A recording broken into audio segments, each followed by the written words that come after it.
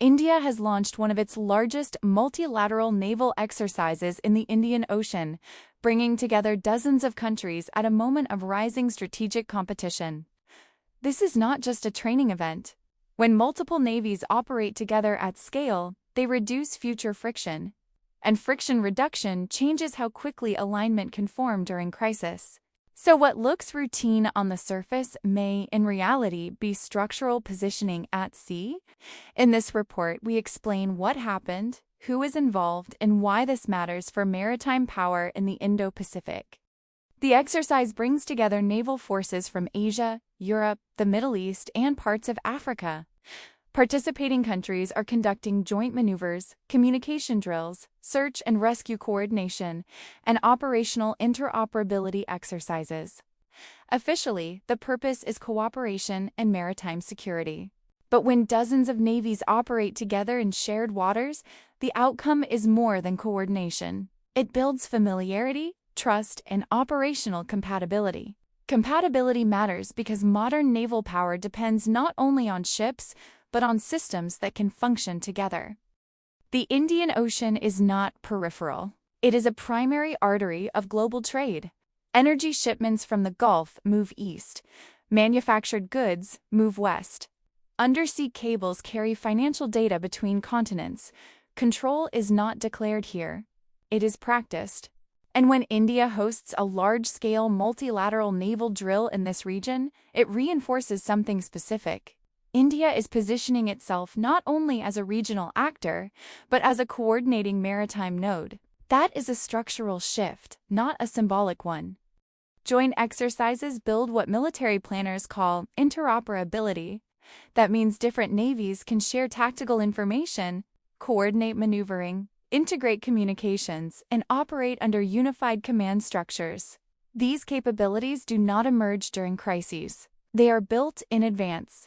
So while this is officially a training exercise, it quietly lowers the friction of future coordination, and friction reduction changes strategic flexibility. Participation is the key variable in an exercise of this scale. When countries decide to deploy warships, crews, and command structures into a shared maritime environment, they are doing more than training. They are investing political capital. Each vessel represents resources and strategic intent. When multiple countries operate together in open waters, they signal comfort with alignment, even if no formal alliance exists. In the Indo-Pacific context, that signal carries weight. China's expanding naval presence, growing port infrastructure, and increasing maritime patrol patterns have reshaped regional calculations. Countries do not need to name an adversary for balancing behavior to occur. India's approach here is measured. It is not building a treaty bloc, it is building familiarity. And familiarity reduces hesitation in future coordination. Over time, repeated exercises create operational memory.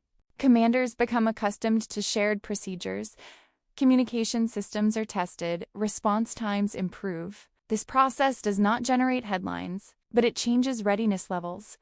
India's naval modernization fits into this pattern. Carrier expansion, submarine development, and domestic shipbuildings increase capacity.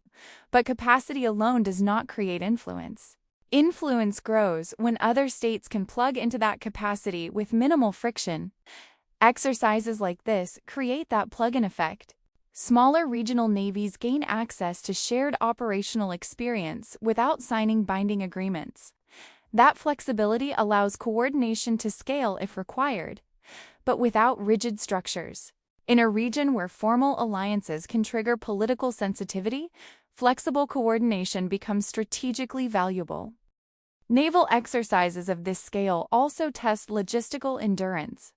Fuel coordination, resupply timing, maintenance sequencing, and command rotation are rehearsed quietly behind the scenes. Because in maritime strategy, endurance determines presence, and presence determines influence. There is also a reassurance layer. For smaller coastal states that depend on open sea lanes but lack large naval forces, coordinated fleets demonstrate that maritime security does not rely on a single power. Distributed cooperation reduces dependency risk.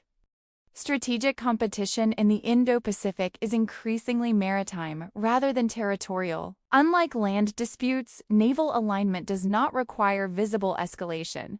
It builds gradually through repeated interaction. This exercise will conclude without incident. Ships will return to home ports, headlines will move on. But the relationships built, the systems integrated, and the communication frameworks tested will remain. No lines on the map have changed, but alignment capacity has increased. And in an era where sea lanes determine economic stability, that matters. Full structural coverage continues on International News Network.